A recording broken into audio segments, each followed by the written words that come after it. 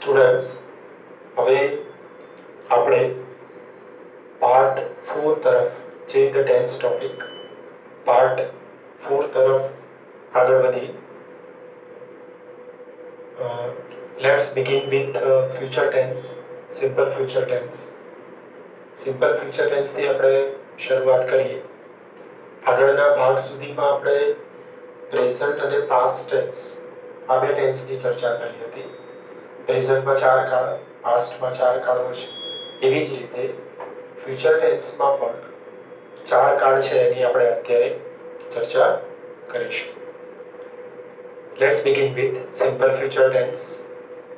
Simple future ટેન્સની વાક્ય રચના આ પ્રમાણે હોય છે. વાક્યની શરૂઆત સબ્જેક્ટથી થાય. સાદો ભવિષ્યકાળ બનાવવા માટે will અથવા shall નો યુઝ કરી શકાય. will shall પછી મૂળ ક્રિયાપદ, ઓબ્જેક્ટ અને અન્ય શબ્દ. આપણે આગળના ધોરણમાં ભણી ગયા છીએ કે will અને shall નો ઉપયોગ કેવી રીતે કરી શકાય. સામાન્ય રીતે I અને be ની સાથે shall નો યુઝ કરીએ છીએ અને બાકીના સર્વનામો સાથે will નો ઉપયોગ કરીએ છીએ. But present at present will છે એ will નો ઉપયોગ સૌથી વધારે પ્રચલિત છે, એટલે અત્યારે આપણે shall નો યુઝ કરતા નથી. બટ કન્વિનિયન્ટલી will અથવા shall નો ઉપયોગ સાદા ભવિષ્યકાળમાં કરી શકાય. ફોર એક્ઝામ્પલ, સાદો ભવિષ્યકાળનો ઉપયોગ ક્યારે થાય તો નજીકના ભવિષ્યમાં થનારી ક્રિયા દર્શાવવા માટે ભવિષ્યકાળનો ઉપયોગ કરી શકાય. For example, the PM will visit Gujarat next week. Next week માં PM ગુજરાતની મુલાકાત લેશે. એટલે જે ક્રિયા થવાની છે નજીકના ભવિષ્યમાં થશે. તો ભવિષ્યકાળ દર્શાવવા માટે will નો ઉપયોગ અહીંયા કર્યો છે. will વત્તા visit એવું લખ્યું છે. તો ઉપરની વાક્ય રચના પ્રમાણે આપણે જોઈ શકીએ કે will અને મૂળ ક્રિયાપદ વપરાય. બરાબર છે? આગળ second example, we shall go for a walk this evening. મતલબ આજે સાંજે અમે ચાલવા માટે જઈશું. તો એ ભવિષ્યમાં થનારી ક્રિયા દર્શાવે છે. તો અહીંયા આપણે shall go નો યુઝ કર્યો છે because we is the first person pronoun. With we and I we can use shall. shall નો ઉપયોગ આપણે કરી શકીએ. તો ભવિષ્યકાળમાં ખાસ ધ્યાન રાખવાનું કે ભવિષ્યકાળ બનાવવા માટે સહાયકારક ક્રિયાપદ will અને shall નો ઉપયોગ કરી શકાય અને તેની સાથે મૂળ ક્રિયાપદ વપરાય. તો આપણો 9મો કાળ હતો. આગળ વધીએ. 10મો કાળ ફ્યુચર કન્ટિન્યુઅસ ટેન્સ, એટલે ચાલુ ભવિષ્યકાળ. શબ્દો પરથી જ ખબર પડે કે ચાલુ ભવિષ્યકાળ એટલે ભવિષ્યમાં કોઈ સમયે ક્રિયા ચાલુ હશે તેવું દર્શાવે. બરાબર? ઉદાહરણ તરીકે પહેલા એની વાક્ય રચના જોઈ લઈએ. સબ્જેક્ટ લખીએ છીએ, will કે shall લખીએ છીએ, પછી be નો યુઝ કરીએ છીએ.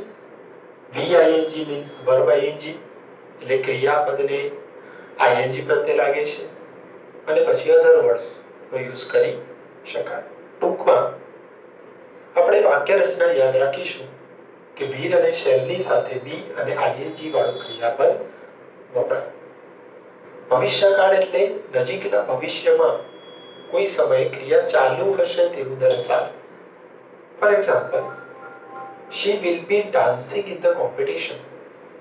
તે કોમ્પિટિશનમાં ડાન્સ કરતી હશે એટલે ભવિષ્યમાં કોઈ કોમ્પિટિશનમાં તેની ડાન્સ કરવાની ક્રિયા ચાલુ હશે તેવું દર્શાવે.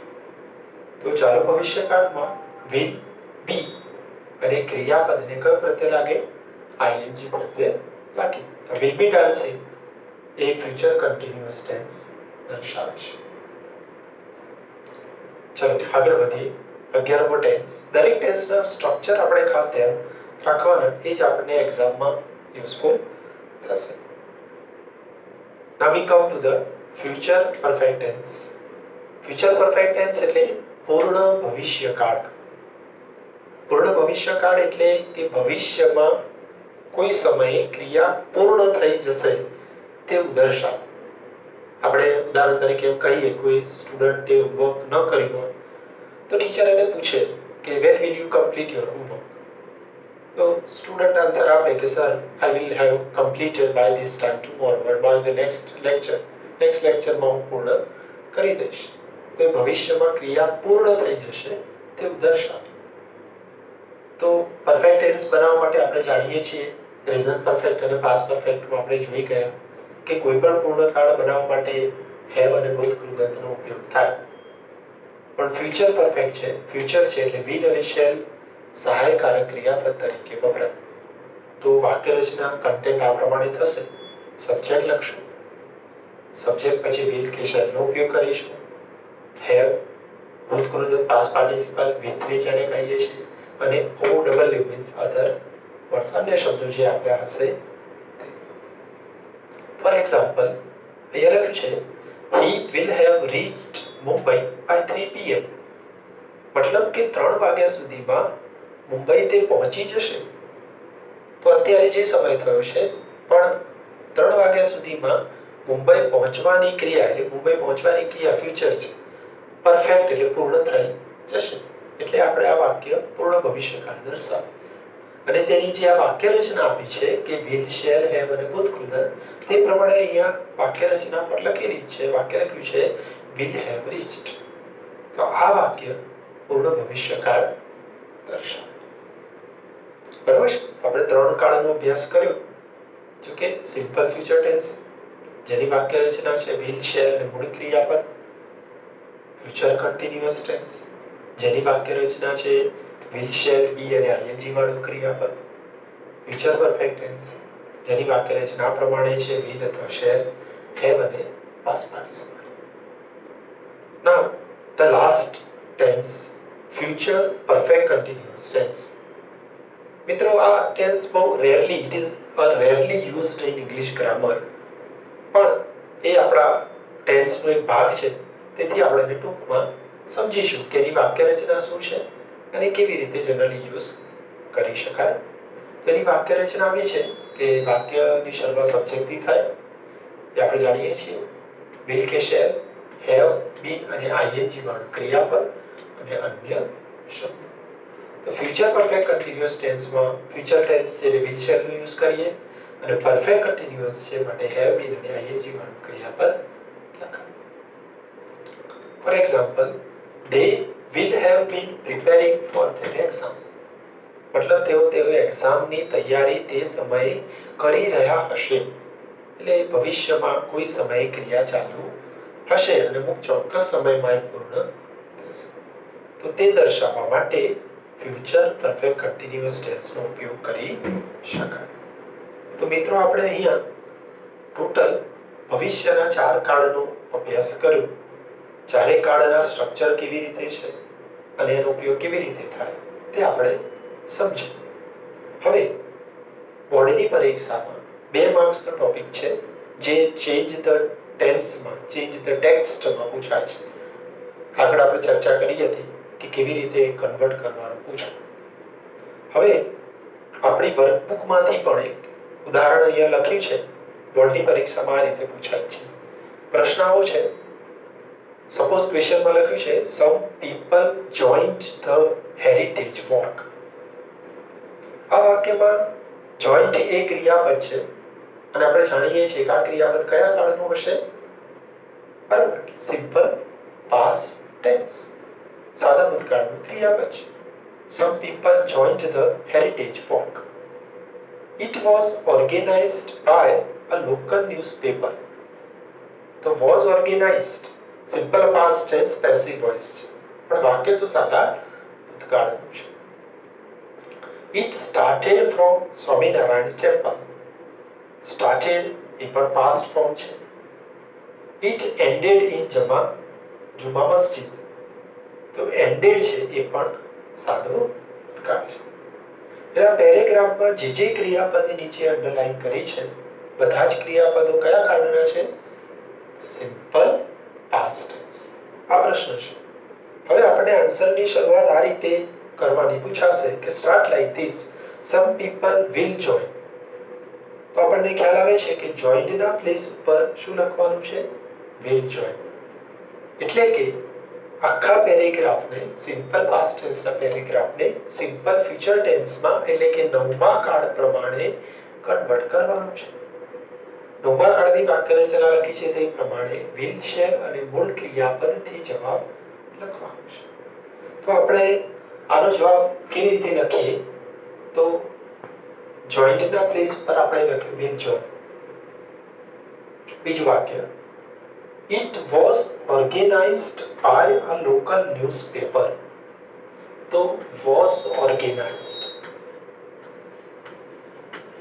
Was organized એ સાદા ભૂતકાળનું પેસિવ વોઇસ છે. તો ભવિષ્યકાળમાં was ની જગ્યાએ શું લખવું પડે? will be organized. was ના પ્લેસ ઉપર આપણે લખવું પડે will be organized. એટલે સિમ્પલ પાસ્ટ ની જગ્યાએ સિમ્પલ ફ્યુચર ટેન્સ નો ઉપયોગ કરવો પડે. It started from Swaminarayan temple.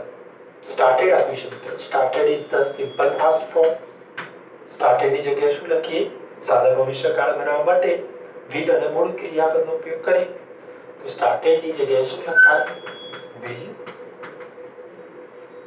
start. Started ની જગ્યાએ આન્સર લખીશું It will start from Swaminarayan temple. It ended in Juma Masjid. Ended એ સાદો ભૂતકાળ છે. ended ના પ્લેસ ઉપર શું લખશું? તો ended એ સાદો ભૂતકાળની જગ્યાએ ભવિષ્યકાળમાં will અને મૂળ ક્રિયાપદ. એટલે આન્સર શું બને? It will end. It will end in Juma Masjid. તો આખા વાક્યને આખા પેરેગ્રાફને ભૂતકાળમાંથી કયા કાળમાં કન્વર્ટ કર્યું? સિમ્પલ ફ્યુચર ટેન્સમાં. તો જવાબ બને ઓર્ગેનાઇઝના પ્લેસ ઉપર પેસિવ છે was organized એટલે will be organized. સ્ટાર્ટેડના પ્લેસ ઉપર શું લખીએ? will start. અને એન્ડેડના પ્લેસ ઉપર શું લખીશું? will end.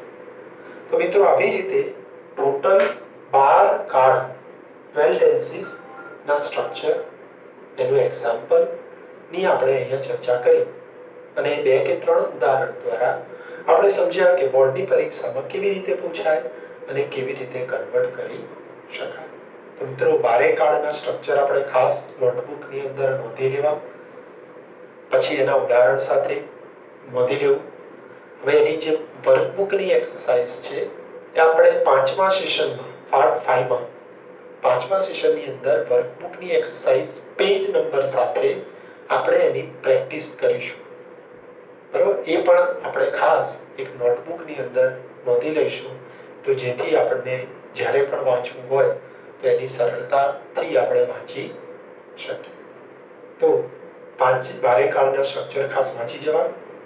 ત્યારબાદ નેક્સ્ટ લેક્ચરમાં નેક્સ્ટ પાર્ટમાં આપણે એની એક્સરસાઇઝની ચર્ચા કરીશું. ઓકે.